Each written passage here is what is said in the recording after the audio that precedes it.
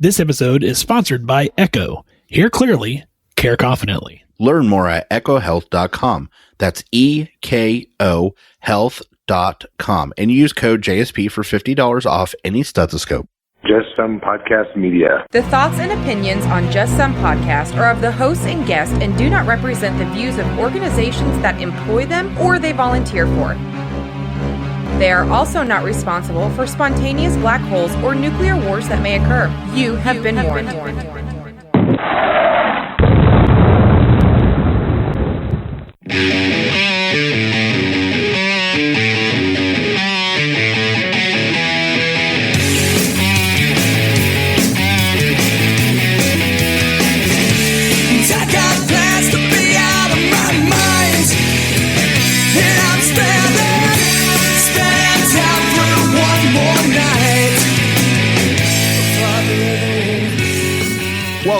Welcome, everybody, to another fun-filled and exciting episode of Just Some Podcast. This is Tom. Hey, this is Ben. Tom, season 5. We had a little bit of a delay getting here, but, life happens sometimes. But, we are here and we are recording. And how are things going, man?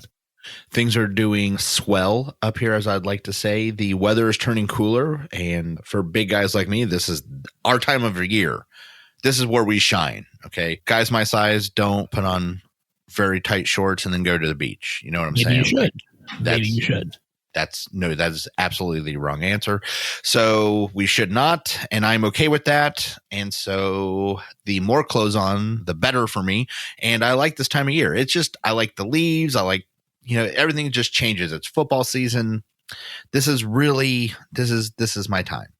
Right. So it's been going pretty good, though. Work is doing great. We did switch EMRs at work, and and for those out there who don't know what an EMR is, that's the charting system each hospital, system, office, etc. uses. And to change one out basically is the equivalent of working on your car motor while you're still driving down the road. It is not a fun or advisable experience in any way, so avoid it if at all possible. Other than that, things have been great. How's the fluid RSV and stuff up there?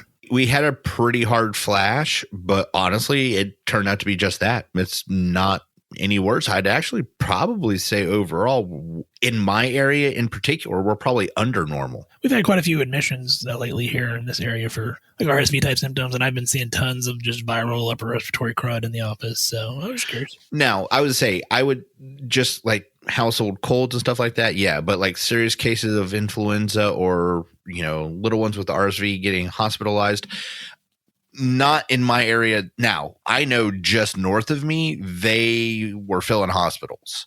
So I just want to say in my local part of Ohio, though, it's not been too bad at all, which is a real surprise because, like I said, not very far away, they were filling places. So I kind of expected it, but it never panned out. So not going to complain.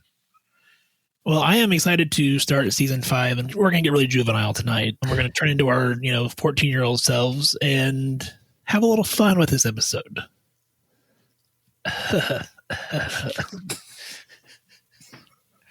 So for those of you who know, you already know what we're going to be talking about, but there was a show. Yeah. There was a show back in the day called Beavis and Butthead. And as we have done several times on the show, we pick a movie or a show and we review it from a more medical standpoint of view. Like the things you see on TV shows that aren't medical shows, you don't think about. They're driving on a road and they get to a small fender bender in a movie. It just flash forwards to them being at home. You don't see their medical care or anything like that. So we decided for a fun thing to do is to look at these shows, but explain exactly what you're seeing or what we think is going on. So it's a little fun for us. We hope it's a little fun for you. And if you think so, you should reach out to us. And Ben, where would they be able to find us at?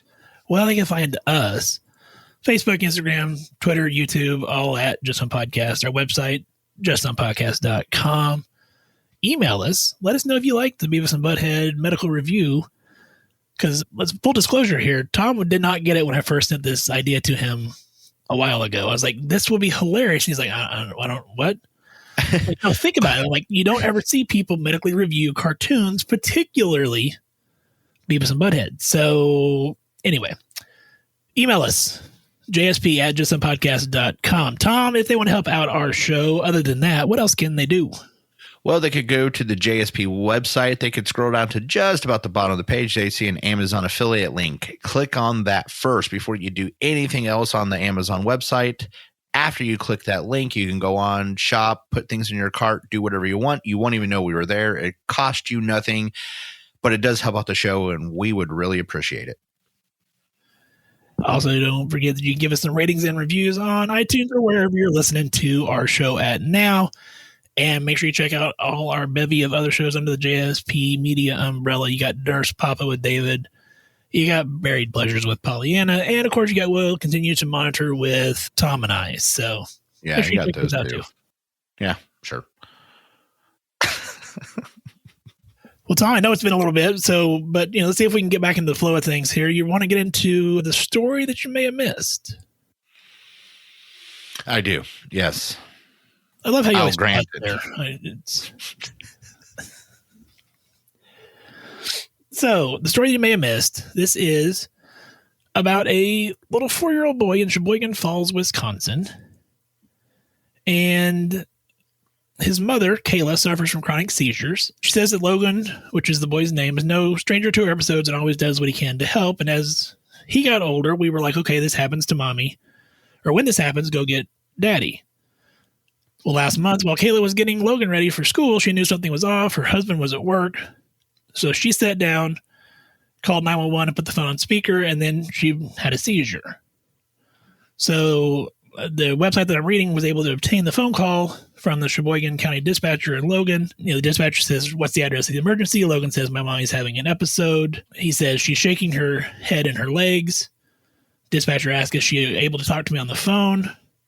Logan says no. Dispatcher says, do you know if that's called a seizure? Logan says he was quoted later saying he was feeling brave. He did stay on the phone until paramedics arrived and Kayla was able to get the help that she needed. She was quoted as saying, you can't train a kid to do that. It was just instinct. Logan received a life-saving certificate and 2 medals from the Sheboygan County Sheriff's Office for his bravery, an honor fit for a hero. Thought we'd go with a little, feel-good story, Tom. What are your thoughts? Holy cow. Okay, so per usual, I had no clue what he was going to read about. Absolutely. I was not prepared for that. He usually tries to piss me off at the beginning of every episode by reading me something he knows is going to fire me up. So, yeah, he caught me off guard. I wasn't ready for that. And he also knows I'm an emotional train wreck most of the time. Like, you can't read me stories like this and not get me choked up. So he knows. I was choked up reading it, so I oh my God. Okay, let me start at the very beginning. Sheboygan. All right. I just like saying it. Okay. I kind of want to move there. If it wasn't in Wisconsin, I would. Okay. But it's called Sheboygan. So that's pretty awesome. All right. So I just like saying that out loud a lot. Sheboygan. Like, I always imagine the people there are really friendly. It's always snowy and they're always cooking kielbasa for some reason. Like, that's what I think of. Green Bay Packer jackets and kielbasa sausage. Like, Sheboygan. Bam. Like, if anything comes to your brain when you say Sheboygan, that's what it should be. The Green Bay Packer G with a kielbasa through it. All right. There you go. I cannot imagine, first of all, how much I want to give this mom a hug, right? Because she's home alone with her 4-year-old and she knows what's coming. I will tell you, my experiences in life has always been the things that you don't see coming and they just blindside you are way easier to deal with because, well, I think it's an instinct. We do what we can at the time when we can do it, right? Or at least most people do. But she knew like the seizure was coming, and that sense of dread and to be able to keep her composure. Let's talk about the smart thing she did. She didn't freak out and just like sit down and cry and then have a seizure. And I'm not saying that in any bad way, because I don't know if I would do that. I mean, that's terrifying is what I'm getting at. But she kept her composure and she said, no, let me make this as, 911, and then put it on speakerphone to try and give this kid a chance. I was like, oh my God. So all the shout out in the world to this lady, like, kudos in every sense of the word to her. And then the little boy. Wow. Yeah, I mean, I don't know what they're doing up there in Sheboygan, but keep doing it, because apparently you guys got some really great 4-year-olds up there. And again, this whole family, I hope nothing but the best for them. So like, it was such a great story. I'm very happy you read that. I think it's a heartwarming story.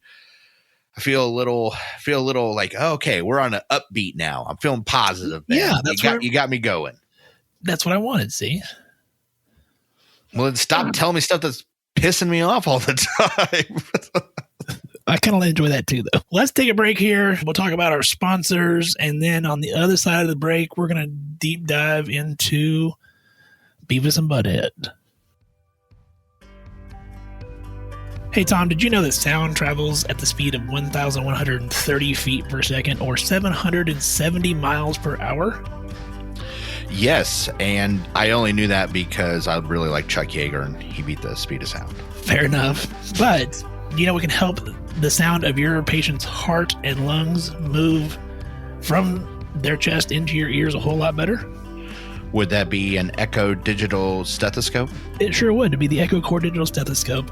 40-time amplification, so you can hear much, much clearer, much better. Noise cancellation, so when you got those in, you can't hear everybody else talking around you. It Bluetooths to your app and to your phone. It's an amazing, amazing piece of equipment, and we truly do use it every single day in the office. Absolutely, and I will tell you, I feel like I have a much better understanding of what's going on with my patients because I do hear everything so clearly with them. So if you are interested and you want to hear what Tom and I hear, go check them out. It's echohealth.com. It's ekohealth.com. Use code JSP. It gives you $50 off your order and lets them know that we sent you. Tom, I tell you what, man, the last few days I woke up with some plantar fasciitis and it is killing me, but I have started using that CBD Stat salve on my foot and it is helping tremendously, man. Ben, I've been there. I think it's been pretty well documented, all the foot issues I've had, and I can tell you that the CBD salves and creams always helped me out, but they also work on my knees, my elbows, my shoulder, anywhere I'm having some pain, I could rub that on and it's going to help me out. It can also help with some insomnia issues as well, so I used some of that last night to help make sure I got a good night's sleep. Their products are THC free, so you can have them in any state in the United States, and they love their healthcare people. They love their healthcare people so much that they're going to give you a permanent 40% discount. That's a permanent 40% discount just because you're in healthcare. If you go to cbdstat.care/healthcare, you fill out that form, they're going to give you 40% off your order just because you're in healthcare. But Tom, they know that not all of our listeners are in healthcare, and they want to help them out because they're listening to our show. So what code can they use at checkout? Well, Ben, they could go there. They can get all these great products just like everybody else, and then they can use the code JSP20 and get some money off. Let them know that you listen to our show and get a great product. Really, that's the most important part of this whole process. You need to go check them out. cbdstat.care. All right, Fartknocker, you ready to get into Beavis and Butthead? Ben, I really am. This is a show I loved as a kid. I did not even know they remade it. When you brought me this idea, when you said, "Oh, they got new episodes," I'm like, "Yeah, I know they retried it a couple years ago." You're like, "No, they have new episodes."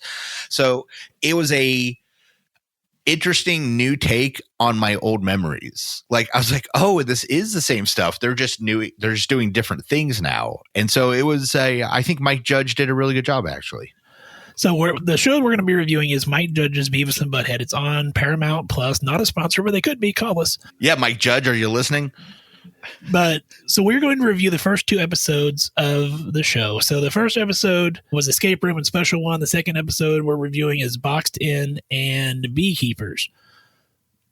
There are some things we need to say, though, beforehand. Obviously, we have to understand that cartoons are not actually humans, and so you have to suspend disbelief sometimes whenever things happen in cartoons that obviously aren't going to be able to happen in real life. Like the coyote falling off the cliff and getting up, or being in an accordion type thing when he walks away. So we're in cartoon world, so we need to just remember that. Basically, take everything with the appropriate grain of salt. Yes. And the other thing I will say about Beavis and Butthead that I loved on the new episodes is instead of, they're still doing some music videos, but they're also reviewing like TikToks, YouTube videos, hilarious stuff that it feels fresh and up to date. Yeah, and that's what I was saying. Is it's like, it's my old memory. It's Beavis and Butthead doing the new things. Like, oh, wait a second. I could watch this now on YouTube. Like, if this was a new show right now, I wouldn't be any more shocked than the fact that I saw it when I was a kid.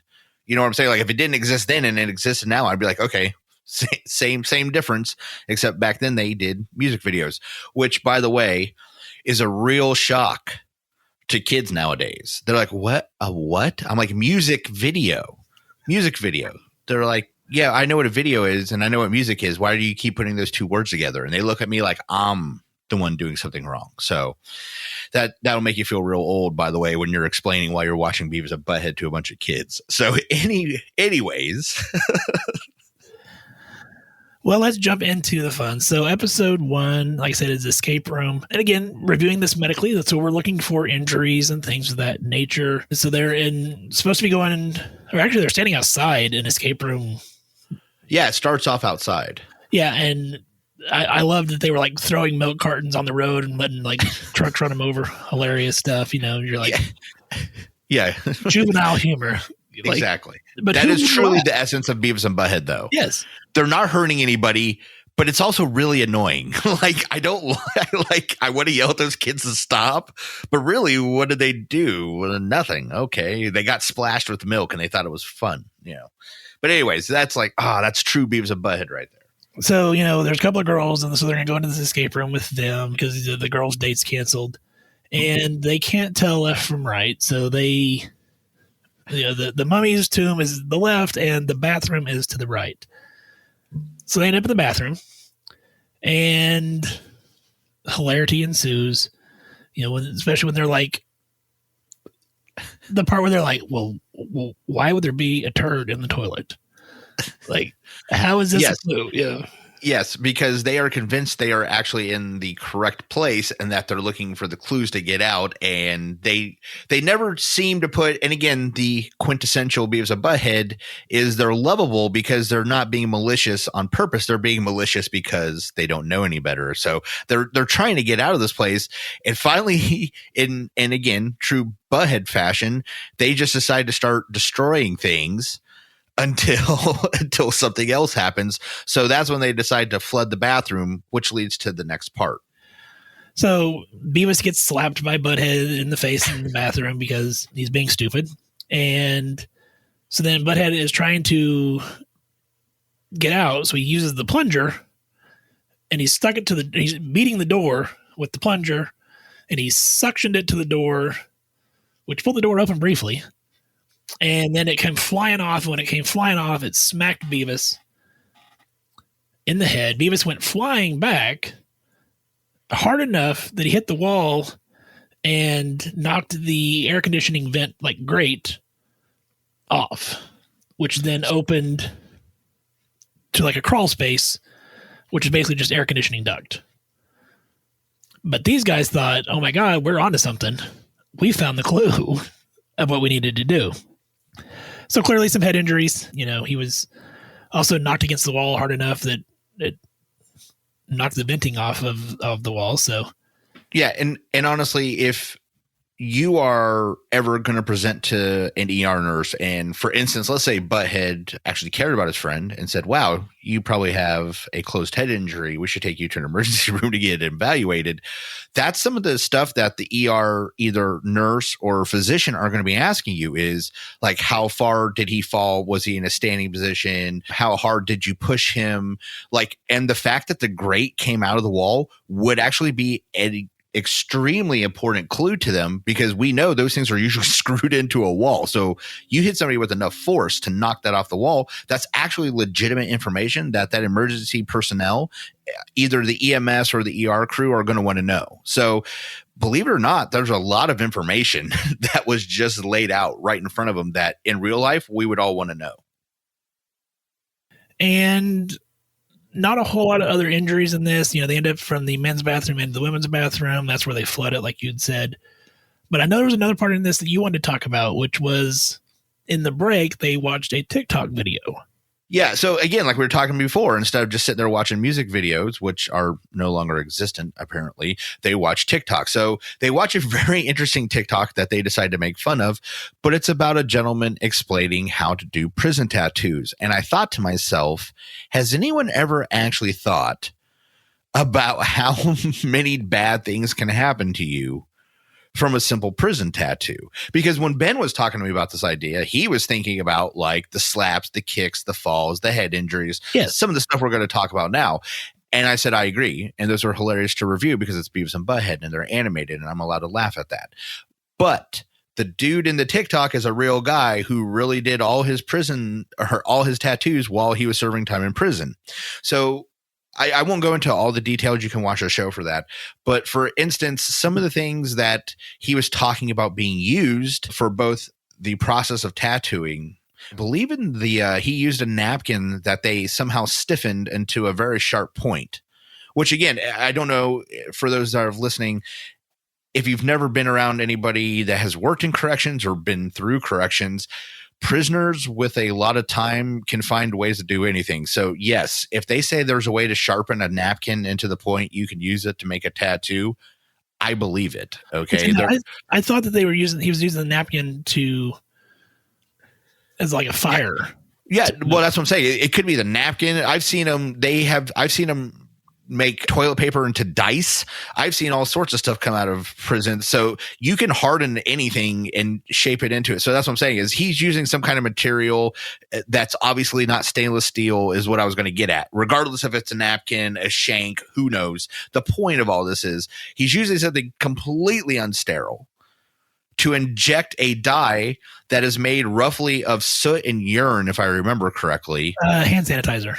Hand sanitizer. I thought there was urine in there for some reason. Maybe that's another prison tattoo show.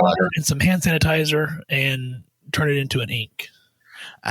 See, okay. Well, either way, none of those are substances that should be being injected into your skin. So we have an unsanitary device that's not made to be injecting into your skin and pushing hand sanitizer and soot and possibly urine. I'm telling you, I remember urine in there somewhere being pushed into your skin. Right off the bat, let's just go with that's gross. But second of all, now you've opened your skin up, and here's the real problem is bacteria. Now, regardless, this is the part that doesn't matter if you're in prison or not, is this is something actually in family practice I deal with on almost daily basis, is some type of skin eruption or some type of infection. So let's be real clear about a few things. First of all, just because something's a little red does not mean you have cellulitis or a skin infection. Second of all, just because something's coming from it doesn't mean it's pus and does not mean it's an infection. Usually most skin wounds will have some clear to clear, possibly yellow or bloodyish drainage. That's a perfectly normal discharge from a wound, especially if it's brand new. What you don't want to see is thick, viscous stuff like that. Okay. So when these guys are doing these prison tattoos, those are the things that are going through my head, Ben, is how to prevent skin infections. And even though that's not directly something that Beavis and Butthead were doing, I saw it on the show and I just thought, hey, if anybody has ever seen a tattoo that has begun to got infected or you think it's getting infected, you need to tell someone to go get an antibiotic. But what I was trying to get at is these are things that we realistically see versus getting a prison tattoo. All right.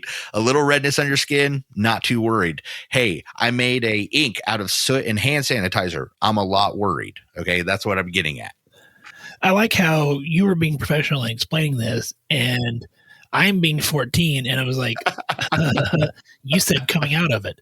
And I was like, well, that's, hey, you're totally in your Beavis and Butthead character. I mean, and I appreciate that. Like I said, I watched it every day when I was a kid.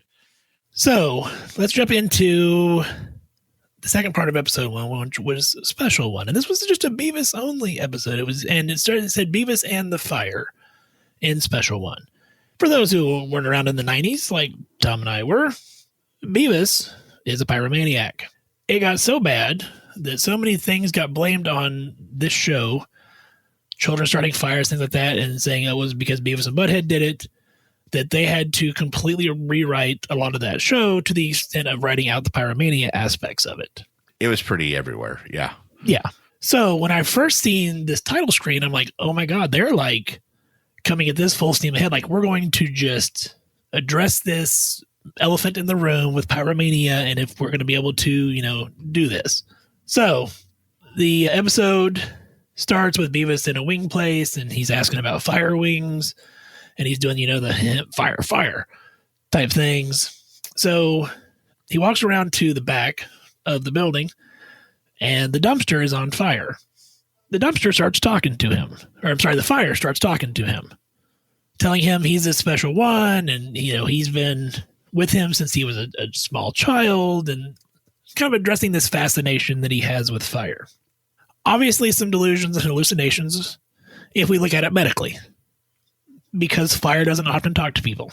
I shouldn't know, Ben. Fire never talks to anybody. Fire doesn't often talk to people.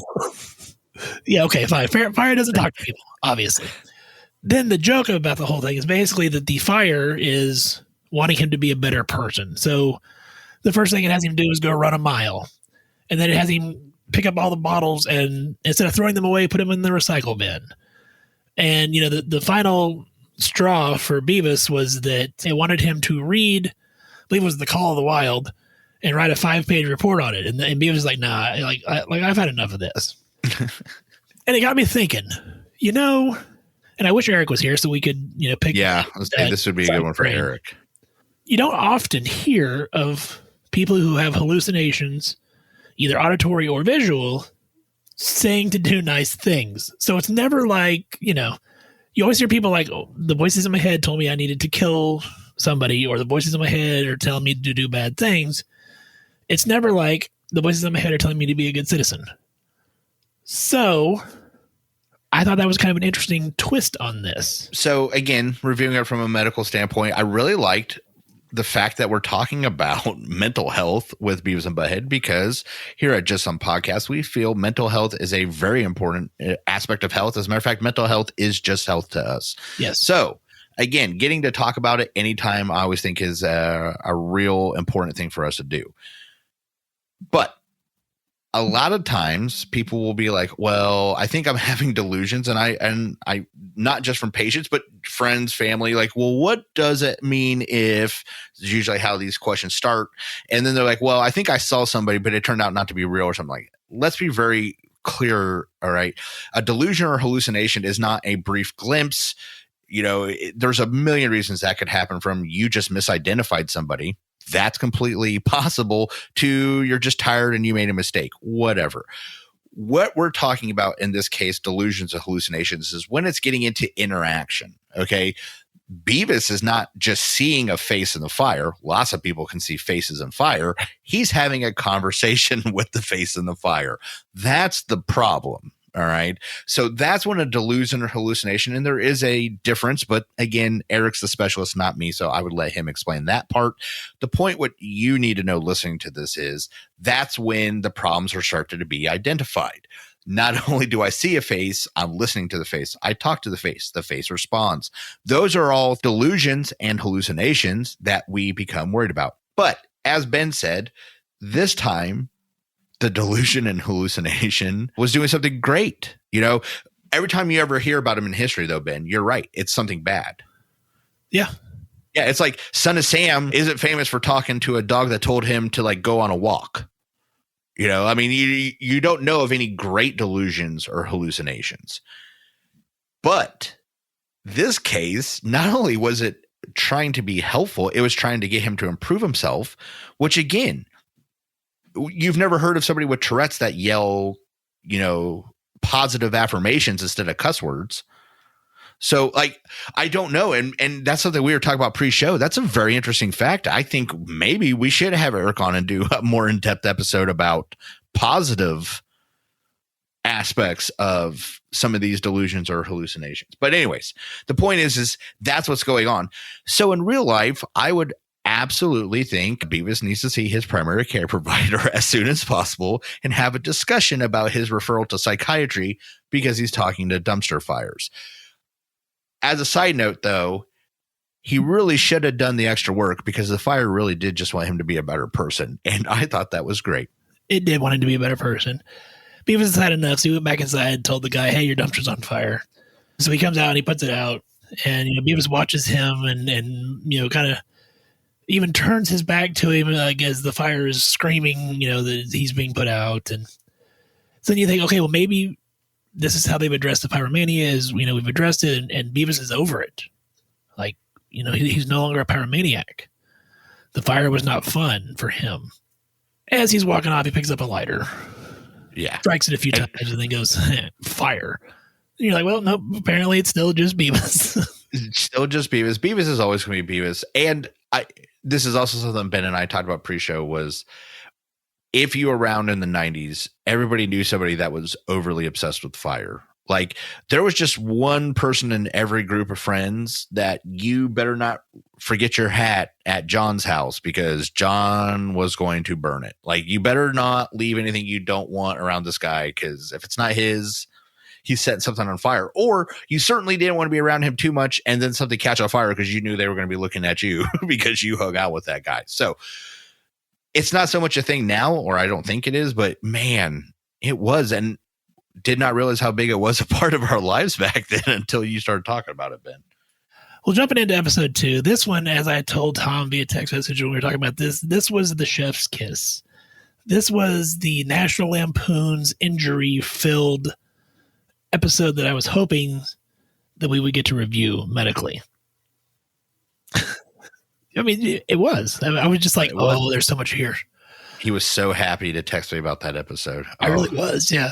So we'll start with episode 2 with boxed in. So Beavis has a drill in class and he keeps, revving it up as the teacher's trying to talk. And of course you're like, oh, is he going to injure himself? Is he going to drill his eye? I mean, it's Beavis and Butthead. You never know. So he gets it taken away. He can pick it up in a week. So they hatch a plan to hide in a box until school's over. Then they'll go in and get their drill and then leave. The janitor ends up taking the boxes downstairs, which does result in several injuries at that point. Kicked, kneed in the eye. They were actually at one point got into a fight in the box where they were slapping each other. And we're not talking about a large box because, again, it's cartoon world. Yeah. So two teenage kids are stuffed into a very medium-sized box. Exactly. Yeah. Yeah. And, the position is... like Beavis or Butthead's face is in Beavis's butt. And I mean, it's all over the place. At one point because Butthead is messing with Beavis like he normally does. And Beavis is freaking out about, running out of oxygen. And so Butthead starts breathing faster to suck up all the oxygen, which then Beavis chokes him, telling him, he will quit choking him when he quits breathing oxygen, which, fun fact. Yeah, that's the outcome. Yeah. And you had mentioned one that I hadn't thought of when they're in the boxes. So do you want to? Yeah, positional asphyxia. So you can actually position your body, or this is certainly not the case of Beavis and Butthead. They are probably underweight by quite a bit. But for people of very large stature, especially if they have large abdomens, putting someone on their belly or restricting their movement while they're on their belly, anybody, but in particular people with large abdomens, it can make it extremely too impossible to breathe. As a matter of fact, it has been attributed to many deaths of people that are positioned like that in handcuffs. And so actually it's something that law enforcement is taught to try and avoid if possible. And that's the reason why. So yeah, Beavis and Butthead, believe it or not, were putting themselves in positions where this was actually a life-threatening situation.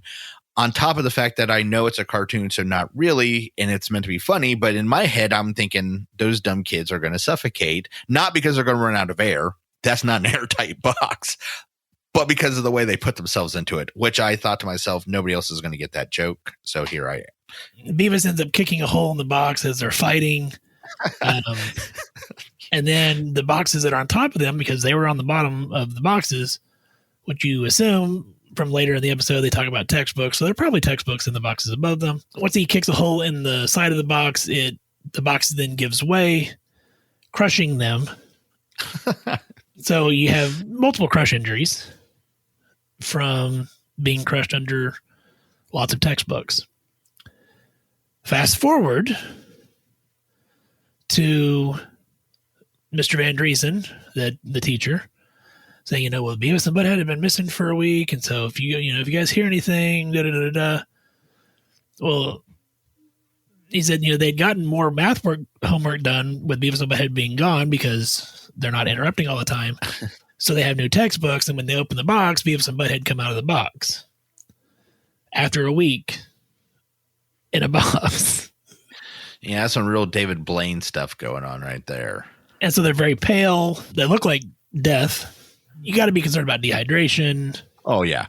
So, yeah, anybody that would be trapped in something like that, very first thing to assess, well, lots of things to assess. You start with the ABCs right there. But realistically, you're going to be thinking, okay, they certainly have not had any fluids for that amount of time. So nutrition and replacement of fluids are going to be probably key. But respiratory support, I mean, they are probably so fatigued, you actually have to worry about them not being able to continue to breathe on their own power. You may need to assist with either something like a BiPAP or, God forbid, if you have to, an intubation. So, yeah, they're kind of in the hurt locker in real life. Old Beavis and Butthead. And the other thought I had, if I'm with you and we're in a box for a week, well, we're dead. Well, yeah, but I mean, that box is not going to smell good. I mean, yeah. Well, yeah, that's a very valid point. Urine soaked. Yeah, I mean, yeah. Well, after a while, they're not making any more urine because they're not getting more fluid. So, I mean, that's really only a day one problem if you think about it. I mean, I got to be honest, though, Ben, if me and you are trapped in a box and we live somehow through 7 days of no food, water, and shallow breathing, I really don't care what I smell like, to be completely fair. I mean, you could tell me I smell like absolute dog shit. I'd be like, bro, I'm alive. I don't give one damn about how I smell at this moment in time. So, like, I get what you're saying. And again, as we were talking before, skin infections can turn to cellulitis. That's a bad deal. Yeah, I don't care about any of that at the point in time. It's going to be the whole new set of Naked and Afraid. Naked? No. No. I'll tell you right now, I am not getting in a box with anybody else alive if we're both naked. Like, nope, you're going to have to kill me to get me in that box. So there you go. So during the movie video or music video break in this first part of this episode, they started talking about a mosquito bite that Beavis had and, how it itched. And so then, of course, Butthead, being the smarter of the two, albeit very, very slightly, tells Beavis, hey, you got that mosquito on your face. And, of course, Beavis is like, well, smack it. So, Butthead slaps him. And Beavis is like, did you get it? He's like, no. So he slaps him multiple times. And he's like, man, this is a tough mosquito. And I'm like, oh, just the classic Beavis and Butthead stuff there where he's hitting him multiple times across the face. Then he's like, oh, I know what we can do. So he goes and gets the can off. And I'm like, oh, he's going to spray. Like, your first thought is, oh, he's going to just hose him with this stuff. But in typical fashion of Beavis and Butthead, no, he slaps him with the can multiple times as well. So I guess, he didn't have poisoning, but he did have definitely some facial trauma. You may have a Lefort fracture, like type 1. If he got a Lefort fracture, I'll tell you right now, there is no way I'm assuming Beavis and Butthead are getting Lefort fractures from an off can. You guys are going to have to just look up Lefort fractures if you want to. Maybe that's a whole nother episode for a whole nother day, but it's a major skull trauma that you're not getting from an off can. So don't even say that. That's not whatever. No, come on. That was funny. It was funny. I was thinking, I thought you were going to say like orbital. I was like, yeah, you could possibly have an orbital blowout. Like if you rupture that, that socket, yeah, he could have problems. But then you said Lefort. I'm like, whoa, back this train up. We're not even looking for a Lefort on this one. But it is funny. It's funny you say it now, but it's funny to think about. But no, I never considered him for that type of facial trauma, like a Lefort. Nah. That's why you Lefort 0. Yeah. There you go. Do you have anything else on the Boxed In episode before we jump into the Beekeepers? No, sir. I'm excited about Beekeepers. Let's get going. Beekeepers, yeah. So Beekeepers, we're going to go to the parking lot and destroy things like they typically do, and there's a farmer's market there. That's classic Beavis and Butthead. Yep. And so the farmer's market's there, and Van Driesen's there, and they're talking about all the stuff that he's selling, and his significant other is selling honey. And so Beavis and Butthead get this idea, we can get some bees and we can make some honey and we can sell it for money. And I did like the throwback to Mr. Anderson with this, that they brought back all the classics. I mean, all the classics. And so they're walking by his house and he's like, well, there's a big old wasp nest back there and I'm going to have to call an exterminator and blah, blah, blah. And so Beavis and Butthead are like, we can go back here and take this beehive and we got our bees. So they're trying to figure out how to get this down from the peak of the garage roof. And so they decide to take a rake and just slap it down. And at that point, Beavis draws the rake back, smacking Butthead with the rake, and then slaps the wasp nest, causing it to fall, which pisses off all the wasp, and he gets multiple stings during that time.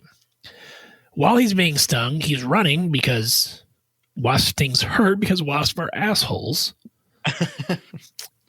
He runs into the side of the garage and gets knocked unconscious. Yeah, majorly. Closed head injury. With loss of consciousness, definite concussion. So, you have Butthead with some minor head trauma getting hit with a rake, and then, of course, you have your wasp stings, and then you have your closed head injury with concussion with loss of consciousness. They take the wasp home in the box, and they're like, trying to figure out how long it takes wasps to make, or the bees to make honey. And so Beavis gets a little angry with the bees, quote unquote, and starts kicking the box and yelling at it and telling him, they need to do better. And this is apparently an airtight box, Tom, because apparently airtight boxes in Beavis and Butthead. I'm telling you, the wasps are in there. You can just hear them, just this hive of angriness from being shaken and kicked and everything else. And so, but it's like, well, reach in there and grab the honey. Well, as a rule, though, bees don't like to be taken from where they're at. So let's just start with that. Yeah.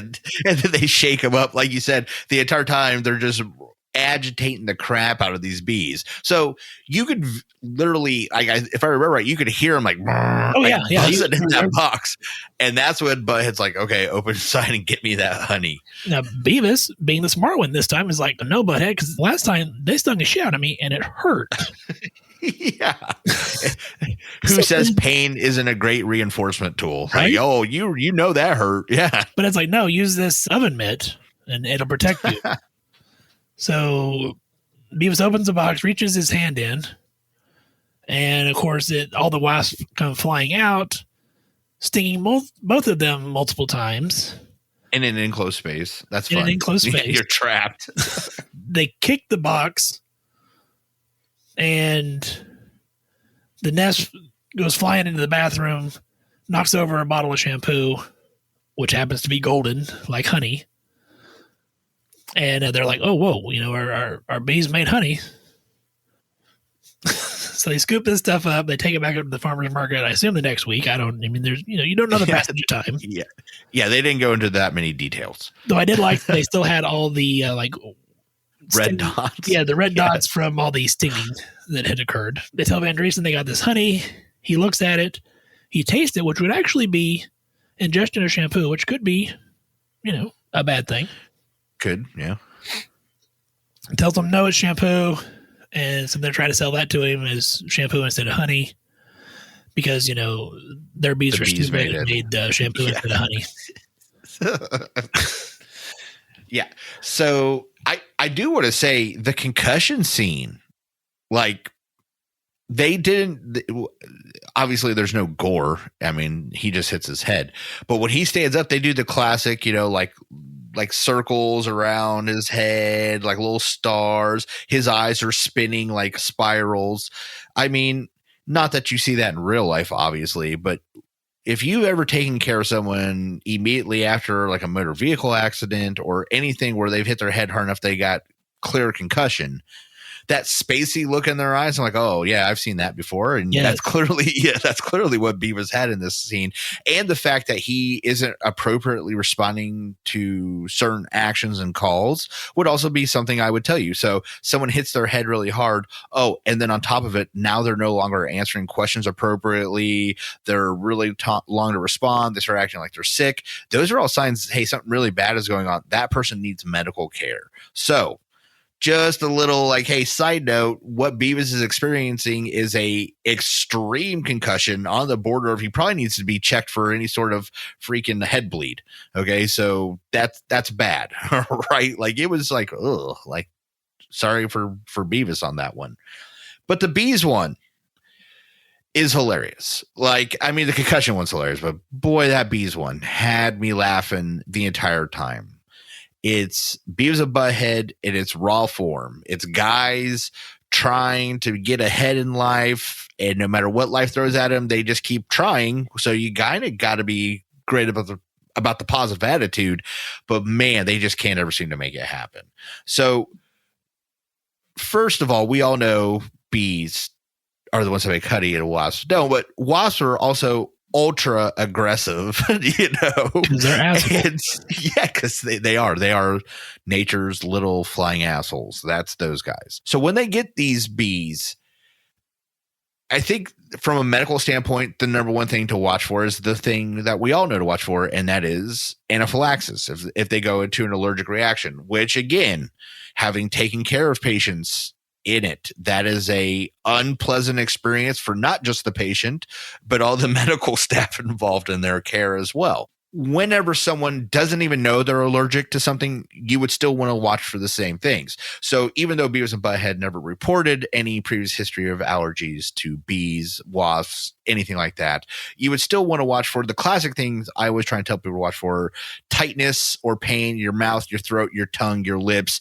If that starts to feel numb or swollen, or you're having difficulty talking, swallowing, it starts to feel raspy, immediately you need to be seeking emergency care. You literally have minutes at that point to start making sure your airway is secure. So even if you're like, hey, I've been stung before, I've never had a problem, but this time you're having problems, this time is now your problem. You have got to start worrying about it and taking care of it. Far too often people waste precious minutes because they go, oh, I didn't know I was allergic. Well, I'm sorry. The minute you start having shortness of breath and your face is swelling, I don't care what you are doing. You're having a bad reaction to it. You need to go get seen. Yeah. So this episode ends with them inadvertently switching boxes with Van Driesen, which again leads to some more hilarity at the end that I was not expecting. Because I thought, okay, well, that's the end of the episode with the whole, the shampoo and stuff. But no, now Van Driesen has a box of wasp. And so he opens the box in his home, thinking it's vegetables. The wasps come out. Of course, they're stinging him, stinging his significant other. He runs out of the house and into the side of, I believe it was his van, knocking himself unconscious. And she jumps out a window. Yes. Which would cause lots of lacerations. Yeah. Unlike in movies where they have safety glass, which is made to break and not cause injury, real glass is going to absolutely lacerate everything it comes into contact with. And I was the first to arrive at a person that had jumped through a window. And I will tell you right now, the amount of blood on the ground, the word buckets comes to mind. So so when she went through that window, obviously it's funny and they don't do that. But in real life, you should, again, just like if you were ever to feel shortness of breath or you lose consciousness. Another thing I would tell you is if you have any sort of injury involving glass, like somebody accidentally hit the glass and their arm went through it or something like that, you better be planning on an ER trip because something bad got cut. It's going to need stitches or, something's going to happen. So it's funny in the show context from her escaping the bees, but in real life, any sort of injury involving going through a window should be treated pretty seriously. Absolutely. Well, Tom, that wraps up my list of injuries that I had found that we wanted to medically review. Anything else you had? No, I honestly, so the shows are great, but it's the same show. I mean, we saw the same information. So now you got all the important information. I will say I had a lot more fun for this show than, not that I didn't anticipate liking it. I forgot how much I liked Beavis and Butthead.